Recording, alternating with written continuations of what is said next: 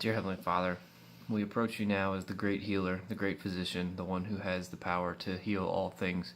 We pray specifically, Lord, that you will tackle tumors, cancerous tumors, Lord, for all those that are suffering with the ailment, Lord. We pray that you will cure them. We also pray, Lord, that if it is your will for their bodies not to be healed, Lord, that you will give us grace, peace, and understanding, that you are ultimately in control.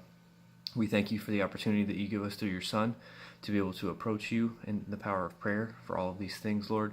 We thank you for each and every blessing in our lives. We thank you for our support networks that we have. We thank you for the strength to carry on, knowing that we will not face anything greater than you have given us the opportunity and the ability to face, Lord.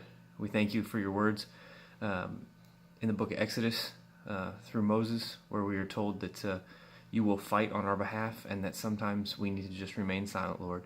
We thank you, Lord, for all of these things. And again, Lord, pray specifically that tumors, that you will go in, you will eradicate them, you will heal the body, and force all of those things from us. Thank you again, Lord, for this time and this opportunity. In your name, pray. Amen.